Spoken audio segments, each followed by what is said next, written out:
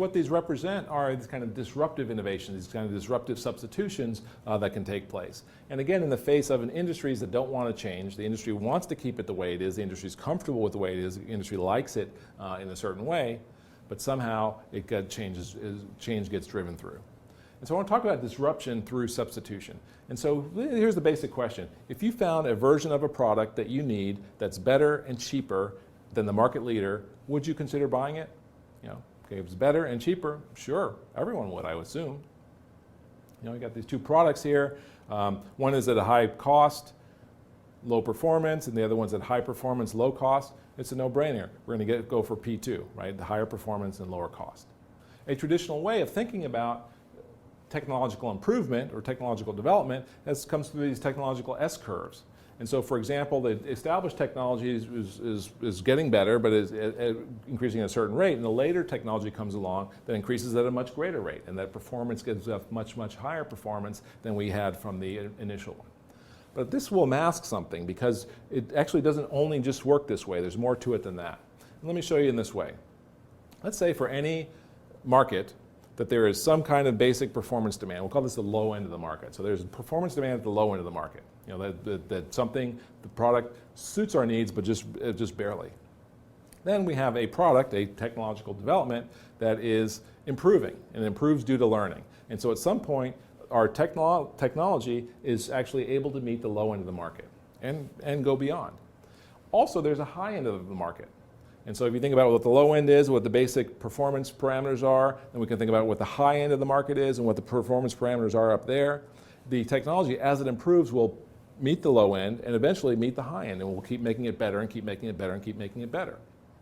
Well, what will happen then is a new technology comes in, and again, it has learning, right? So it even has less learning, that is, the slope is less of this thing. It, at some point, is going to also meet the low end of the market. And once it does that, it may be that some people who feel that the performance is too high drop down, or the cost for the kind of performance that they don't need is too high, so they'll drop down. So let me give you an example, concrete example. In Microsoft Excel, in 2007, there was a version that had 1 million rows by 16,000 columns. It was 1,500% and a 6,300% improvement over the 2003 version. Did that make a difference to you? Probably most of us, 90% of people, didn't make a difference. And yet still there are people in Redmond working on this and making the parameters and the solvers and making it 64 parameters, and it was 128 parameters, making it better and better and better. We have to ask, are these still meaningful improvements? Right? And so as that thing gets better, does it, for the average user, still meet my needs? So let's take a closer look at how this disruption happens. So take the example of hard disk technology. There was a time when capacity was king. When you had a hard disk, what you wanted was the biggest hard disk possible. This were the days when hard disks were big. They were gigantic things. They required cooling. You had to put them in a special room by themselves. And capacity was measured in kilobytes. So from this world of capacity is king, a new thing developed. And what happened was physical size became the new parameter. Because at the time, I would give up a little bit in capacity in order to have a hard disk that I could actually have on my desk. Because remember, now we have these personal computers that were starting to evolve, and people were using personal computers in their offices. And to have a computer with the disk in your office was much better than having it 3 flights down and with the guys with the white coats in the computer lab. After a certain point, though, size became, remember there was one called the Kitty Hawk, the HP, that got really, really small, and people began to say, you know what, I'll give up a little bit in size if I can actually just have reliability. And so if it doesn't have to be super tiny, but if it actually is reliable, because now I'm putting my tax records on there, now I'm putting really important stuff, and so I want that thing to be reliable. Interestingly here also in each of these transitions was a different kind of technology that was developed and involved. And the reliability may have been the kind of people who do coding, cryptographers, people like that who understand how to put the data down in ways that's easy to get off reliably. And then we have the current state, which I think is the current state is basically the inverse of price. So cheaper, dollars per megabyte. Actually now it's pretty much dollars per terabyte. And so here, it's price, it's manufacturing that is the most important thing. So at the very beginning, capacity was, they were really scientific things. To get capacity up was problematic. Then they started getting smaller. And the smaller ones were your Connors and your Seagates, and those got really very small. And then reliability became the performance parameter. In each of these cases, people are bailing from the overshoot. So they're the high end of the market need, they're bailing down to what the thing that really just suits their low end needs as they have. And so this pattern, this changing pattern of performance metric is something we need to be aware of. So these changes in performance, like what are the definitions? So in hybrid electric cars, what does it mean to perform? Right now, people were trying to use miles per gallon on an electric car. It doesn't make sense. There's going to be some new basis of performance. Maybe it's the amount of smog that it puts out, and maybe it's the range that's the most important thing. Personal computers, all these things here, the definition of performance changed, and that's what caused the disruption in that industry.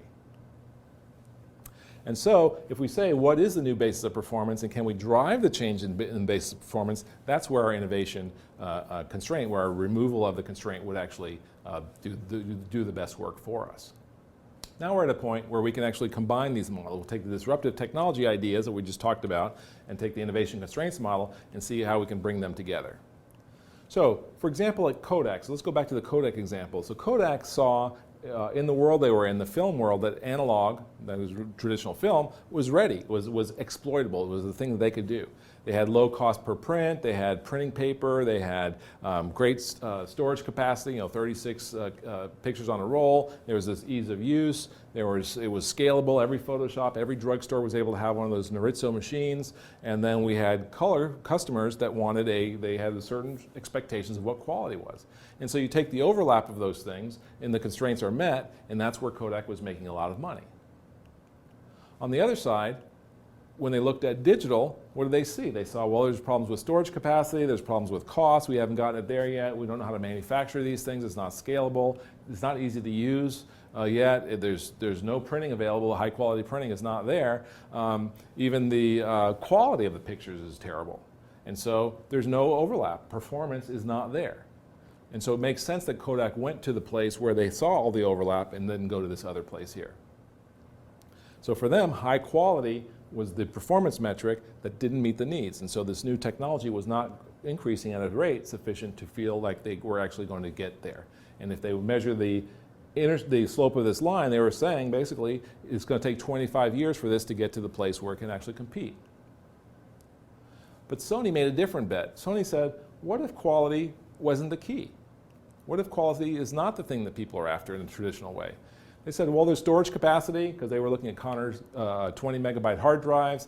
There's some printing, bubble jet printing, inkjet printing was invented at HP and those companies around the time. They saw some cost because they were good at miniaturizing, they were good at manufacturing. There's Sony Walkmans and there's devices in that way. And this, for them, it was really about the device and not about the film. Digital picture quality. Yeah, it wasn't that great, but you know what? It's probably good enough. Scalable manufacturing, like I just said, and ease of use. They found a way to bring these things together with just enough, just a little bit enough there to be able to exploit that.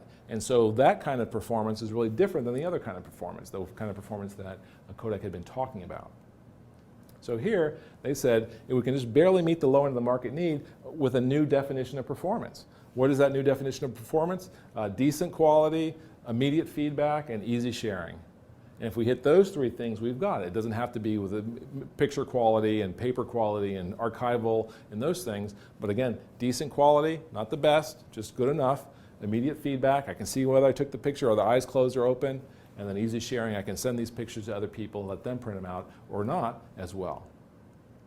And so the coevolution of these technologies is an interesting story here, where you have the Sony Mavic at the middle relying on the development of these other technologies around them, Photoshop, the Intel processor, the HP printer, and the Connor hard drive, that those things were driven independently, right? Because HP was in a competitive market, so they were going to make their jet printers better. Intel was in a competitive processor market, so they were trying to make their product better. Connor was in a competitive market, so they're trying to make their capacity bigger. And Photoshop is in the software market that's also competitive. And so by letting these things develop independently, and that is not having to fund the development of those other things, Sony was able to find the overlap, the place where these different technologies through their evolution, were able to add a great deal, create a great deal of value. So the kind of things we'll think about is the killer combination here. We had technology push, because there were these technologies made it possible. People weren't trying to make it do those, but it was able to do those. And then also you had market pull. Because of the changing definition in what people were expecting or wanted, or what the need was about pictures, this new technology was able to meet that changing need. And it's a good question of whether the need drives the change or the change drives the need, you know, in those ways, but let's say that these things evolve together along in a new way. And for Sony had a lot of competition, right? They introduced the Mavica in 1981. Yeah, it was not as good as Kodak film, but it was good enough for taking a picture. And they think about the competition they had. They had the Pentax, had the Nexia that they showed a prototype in 1983. So there was a lot of competition down here which drove them up market. And so nowadays, digital cameras are better in many ways than film cameras, even from an optical quality perspective. And they did it by coming up through from the bottom. So how do we overcome market constraints? Like, what are the things that we can do to help us overcome these constraints? One thing is understand and redefine performance. That once we become comfortable accepting sort of definitions or common definitions in our industry of what performance means, that's when we get set up for failure. We have to understand performance, and we have to keep working to redefine performance. How are people thinking about it now? User-based design is a big tool for understanding how people define performance. We have to also tell the market what's new. As new things come out, we have to keep reminding the market, hey, there's a new way to do this, a new way to do this, a new way to do this. Because the market is left to its own devices, are not necessarily looking for new things. Remember, they're looking for better, faster, cheaper. And so we have to tell them what's new. We have to show them the new things. Another way to overcome these constraints is to watch the market and not the competition. What your competition is doing is competing in the traditional current way. What you want to be thinking about is the new way, this redefined definition of performance way. And also the other thing is to start at the low end of the market. That at the low end of the market, where there are these customers who are pain in our necks, people who don't want to pay, people who really don't value the things that we value. So we put all this innovation and engineering into our product, and the users don't value it. That's a sign that there's something going on at the low end of the market that we need to pay attention to. So there are these weak signals that come off, and we have to listen for those weak signals, because things will be happening at the low end of the market, and how do we hear those? How do we actually get ourselves to where we can get that information and bring it inside of our organizations in a way that we can act upon it? So these we'll call industry sector constraints, competition, we've talked about that, suppliers and how the suppliers that bring the motive force, and then also the market and what the issues are with the way that markets behave in terms of adopting new innovative things. One thing you might think about in terms of industry level innovation is this idea of first mover advantage. That there are first movers, and first movers, when they're good, they don't enter in blindly. They see things happening and they act on it. This was a great example of the Apple iPhone, right? So these things were happening, and Apple said, okay, well, if I put this and this together, I can see something interesting, and now I'll have to act on this. And that's where Steve Jobs came in, was to push the company, to force the company to act. And so here's some things about first movers. When first movers are good, when they have the advantage, they have a broad view, they're driven by competition, right? So this competition pushes them up. They're going to build platforms for prototyping. They're going to self-fund activities, because we want to self-fund. That is, we don't want to use other people's money to do these things, because remember, as from the supplier perspective, that money comes with strings attached. And also, first movers will invest in technology to learn. So what we're trying to do is we're trying to learn. We're not necessarily trying to make a lot of money at first, but we're trying to understand this technology in a way and understand, is it exploitable? Can we, in the future, make money from it, not from right now? Fast followers, on the other hand, so some people who sit back and wait, and they say, well, let me sit back, because if I don't do it, maybe no one else will, and so I can sit back and wait. Well, the problem is that these value propositions, remember these changing performance metrics, or the ways that people define performance, are dynamic and they change. And what's going to happen is the standards are going to end up being defined and being controlled by someone else. And as Kodak learned, that Sony set the standards around the digital camera. The big market control, the market control that Kodak had in that industry was no longer relevant, because as the performance metric changed, everything changed around it. You know, printing solutions were built by HP and Epson. Adobe became the de facto standard in software, and so there was no place left for Kodak in that market. Fast followers often underestimate the amount of work it takes to get to a new place and say, well, let them do it and I'll just copy what they do.